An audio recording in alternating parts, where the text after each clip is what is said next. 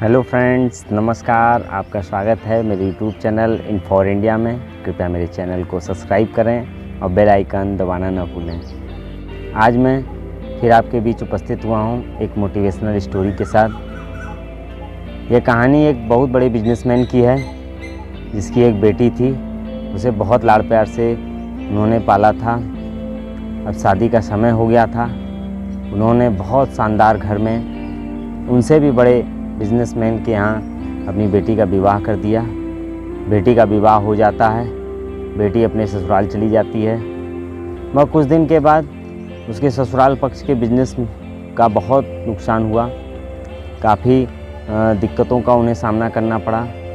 बेटी के भाग्य में सुख शांति नहीं थी, दिक्कत हुई उसे और उसे काफ़ी गरीबी का सामना करना पड़ा।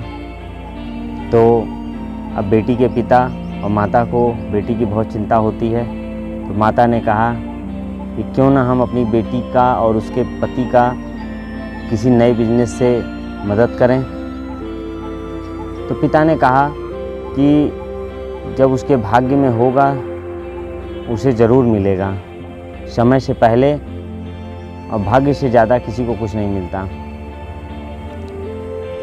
एक दिन बेटी का पति अपने सास ससुर के पास मिलने गया। ससुर नहीं थे, सास से मिला, हालचाल हुए, उनका खूब आतिथ्य हुआ। लड़की के पति के चलने के समय सास ने उसे मोतीचूर के लड्डू बना के रख दिए और सभी मोतीचूर के लड्डुओं में एक एक सोने की सर्फी छुपा के रख दी। तो वह उन लड्डुओं को लेके चल देता है। तो रास्ते में जाता है तो सोचता है कि तो बहुत बजनी है, क्यों ना किसी मिठाई की दुकान पे इन्हें बेच दिया जाए और चला जाए। तो वह उन लड्डुओं को एक मिठाई की दुकान पे बेच देता है और चला जाता है। लड़की का बिजनेसमैन पिता घर आ रहा होता है तो उसने सोचा क्यों ना मैं घर के लिए कुछ लड्डू ले चलूँ। तो वह उसी मिठाई की दुकान पे चला जाता है जहाँ उनके दामाद ने वह मोतीचूर के लड्डू बेचे थे। तो उन मोतीचूर के लड्डुओं को लेकर वो घर आ जाता है। तब लड़की की माँ जब उन मोतीचूर के लड्डुओं को खाने के लिए प्लेट में लगा के आती हैं और देखती हैं कि अरे, और फोड़ के देखती हैं तो देखती हैं कि उसमें जो है सोने की वही असरफियाँ हैं जो उन्होंने अपने दामाद को मोतीचूर के लड्डुओं में डाल के दी थी। तो लड़की की माँ ने लड़की के पिता से पूरा वृत्तांत बताया। तो लड़की के पिता ने कहा, देखा ना, मैं कहता था ना कि समय से पहले और भाग्य से ज़्यादा किसी को कुछ नहीं मिलता है।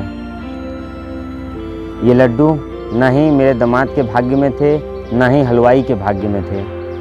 और इनमें जो छुपा हुआ सोने की सर्फियाँ हैं उसी प्रकार न ही मेरे दामाद के भाग्य में थे, न ही उस हलवाई के भाग्य में थे। ये लौट के देखो हमारे पास फिर से आ गया। तो मैं ये नहीं कहता हूँ कि आप भाग्य के भरोसे बैठ जाएं। अपना कर्म करें, सत्कर्म करें और सफलता आपको ज़रूर मिलेगी। अगर आपको सफलता नहीं मिल रही है तो निराश न हो। अगर रात है तो उसके बाद दिन ज़रूर आता है। तो मैं कह रहा हूँ कि भाग्य में आपके जो भी है समय से पहले वो कुछ नहीं मिलना है और समय होते जब समय हो जाएगा तो कोई रोक भी नहीं सकता, वो आपको मिलेगा ही मिलेगा। इसलिए अच्छे कर्म करें और कभी भी भाग्य पे पूर्णतः विश्वास न करें। भाग्य पर विश्वास करने के साथ साथ कर्म पे भी विश्वास करें। यह कहानी हमें यही सिखाती है। आपने मेरी यह कहानी सुनी, आपको कैसा लगा? कृपया कमेंट में मुझे ज़रूर बताएं। तब तक के लिए नमस्कार।